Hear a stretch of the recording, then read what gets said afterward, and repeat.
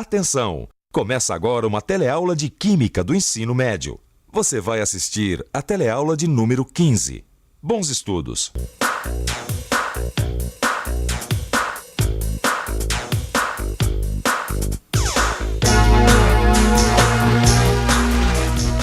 Oi! Na última teleaula de Química, você aprendeu muita coisa sobre o fogo.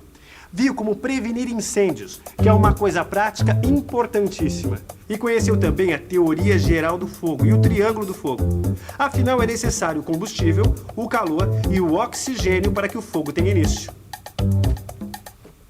Mas como exatamente o fogo se forma? Se você acha fogo responder essa pergunta, então fica frio. É exatamente isso que a gente vai aprender nessa teleaula. Você vai ver o que acontece quando uma substância queima. O que é temperatura de ignição, o que é ponto de fulgor. E vai aprender também como se iniciam incêndios em lugares afastados como florestas e campos. Opa! O jornal está chegando e a nossa teleaula está começando.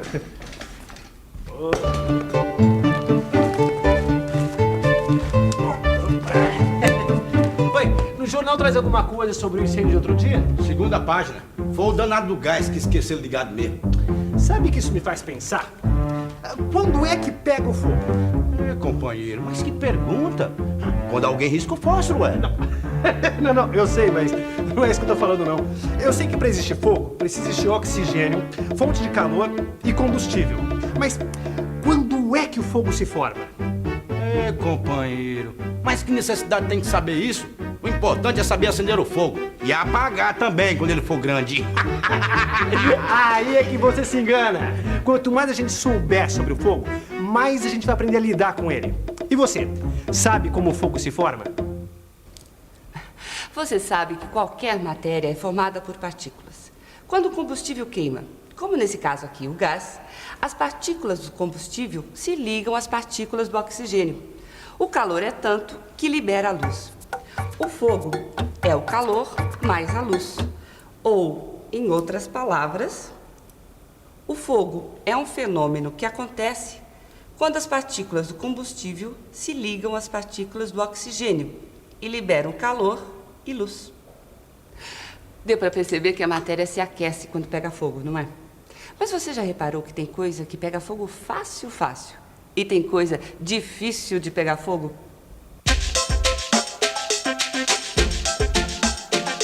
Vamos ao laboratório. Essa experiência vai mostrar a você que cada material pega fogo num tempo distinto. Aqui nós temos um pedaço de fósforo branco, um de fósforo vermelho e enxofre. Observe o que acontece. Os materiais vão sendo aquecidos e acabam pegando fogo, cada um a seu tempo.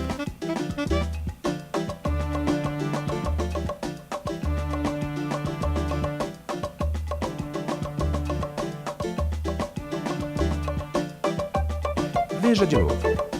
Todos são aquecidos juntos e você viu que um deles pegou fogo primeiro, depois o outro e, no fim, a terceira substância. Essa experiência mostra que cada substância precisa ser aquecida a uma determinada temperatura para pegar fogo.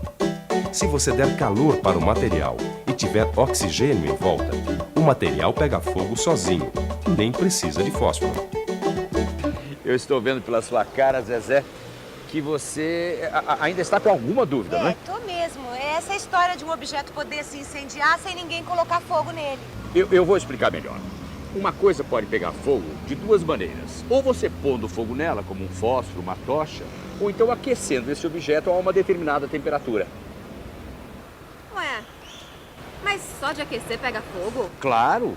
Isso se chama temperatura de ignição. Por exemplo, a temperatura de ignição do álcool é 510 graus Celsius. Isso significa o quê? Significa que se o álcool estiver num ambiente com essa temperatura, ele queima, mesmo que ninguém atire qualquer fogo nele. Puxa vida, essa eu não sabia. Quer dizer que as coisas podem se incendiar só com o calor? Claro, claro. E aí é que mora um grande perigo. Imaginem que uma casa esteja pegando fogo. Imaginem também que esta casa seja geminada com outra. Mesmo que exista uma parede para separar as duas casas e que nenhuma chama entre na casa vizinha, o calor que o fogo provoca pode incendiar essa casa. Eu só fico pensando numa coisa. Um incêndio numa cidade, eu até já sei como é que se combate. Mas e num lugar aberto, assim? Num campo, por exemplo? Como é que se faz? Numa cidade apinhada de prédios, um incêndio pode ser terrível, porque tem muita gente. E num lugar como este aqui, ele também pode ser muito grande, originando queimadas.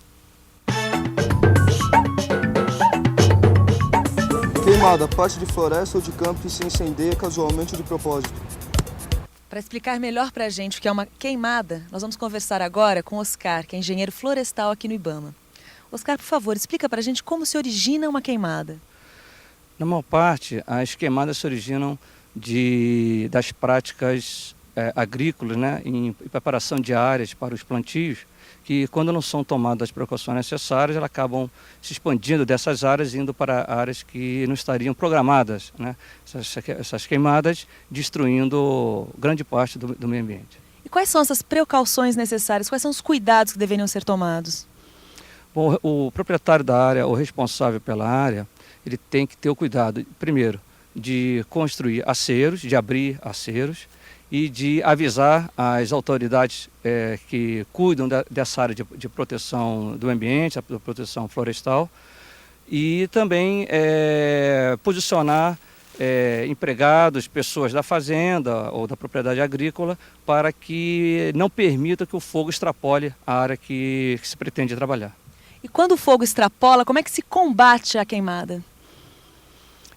Esse combate, ele normalmente, quando ele extrapola essa área agrícola, ele vai atingir outras propriedades. Então, os proprietários, na época da seca, na época que a umidade relativa do ar está baixa, né, com calor forte, eles têm que preparar brigadas de incêndio, haver uma conscientização da comunidade regional e local para que todos se unam no combate ao fogo, para que não traga maiores prejuízos ao meio ambiente e à comunidade.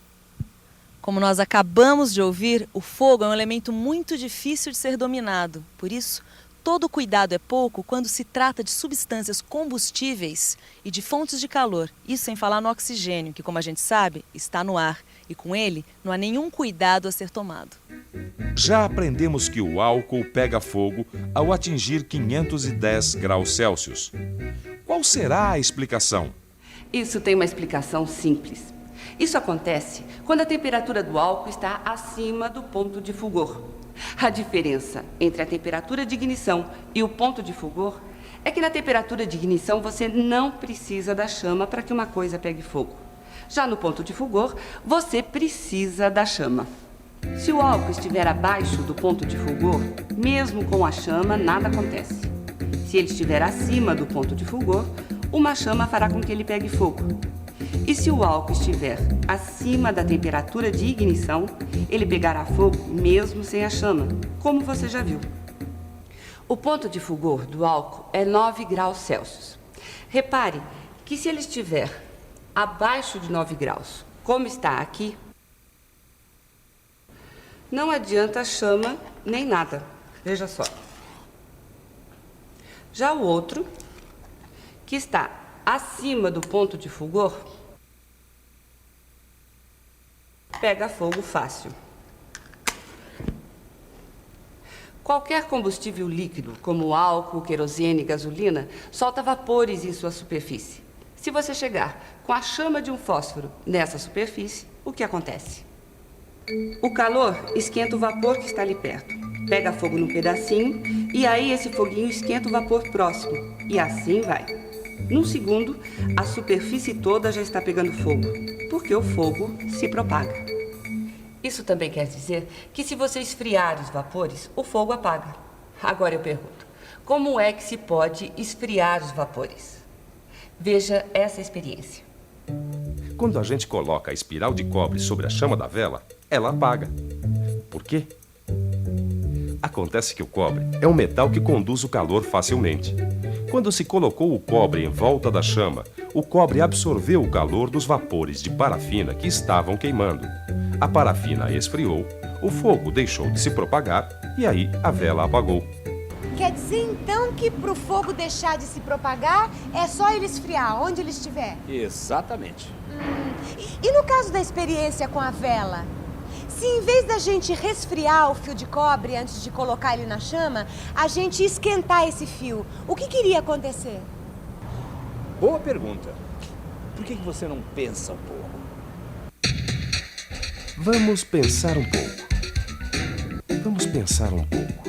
Bom, em primeiro lugar, acho bom manter certos cuidados antes de repetir a experiência. Vou fazer a experiência no mesmo lugar e usar a mesma vela, o mesmo fio de cobre. Enfim, manter as mesmas condições da experiência anterior. Veja só, agora a vela não apagou. E é fácil ver por quê. É que a temperatura de ignição, dada pelo cobre aquecido, faz com que o combustível se inflame sem a chama. E esta temperatura de ignição é mais alta do que o ponto de fulgor. É isso. Na prática, num incêndio, por exemplo, É. como é que a gente faz para fazer com que as chamas não se propaguem mais? Bom, na verdade existem duas formas de se evitar que uma substância se queime quando ela já ultrapassou a temperatura de ignição ou ponto de fulgor. Uma delas é diluindo o oxigênio do ar. E como? Jogando no ar um gás que não queime.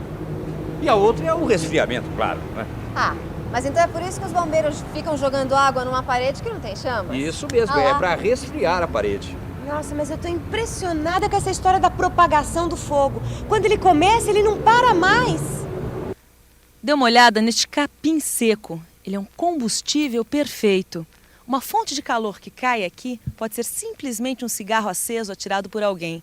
Vai queimando um capim que queima o outro e assim por diante. Este fogo se alastra muito rápido e pode causar uma grande queimada. As queimadas podem causar vários estragos ao meio ambiente, mas nem sempre elas acontecem de maneira acidental. Muitas vezes são propositais. Existem dois tipos de queimada proposital. A queimada de limpeza da área para plantio ou pasto, em que o lavrador perde o controle do fogo que entra nas florestas. E a outra é o incendiário que toca fogo no mato. Os danos ao meio ambiente são imensos. No solo, a destruição da matéria orgânica e a morte dos micro-organismos. E na superfície da terra, a destruição da fauna e da flora.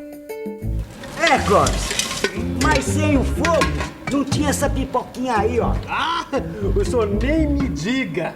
E não é só isso, não. O fogo foi muito importante para o progresso da humanidade. É por isso que eu gosto de saber tudo sobre o fogo. Olha, eu não consegui entender aquele negócio. O calor libertar a luz. Essa eu não consegui entender. Eu juro. Ah, mas é fácil. É o seguinte, quando você esquenta uma barra de ferro no fogo, a barra de ferro não fica vermelha? Fica. Então, esse vermelho é a luz que a barra de ferro libera por causa do calor que ela recebeu. Ah, então é isso?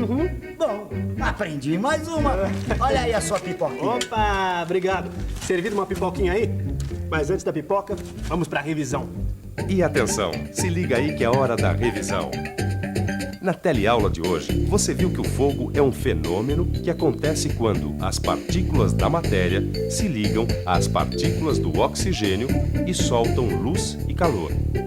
Aprendeu que cada substância pega fogo numa temperatura diferente e que um combustível não precisa de chama para começar a incendiar.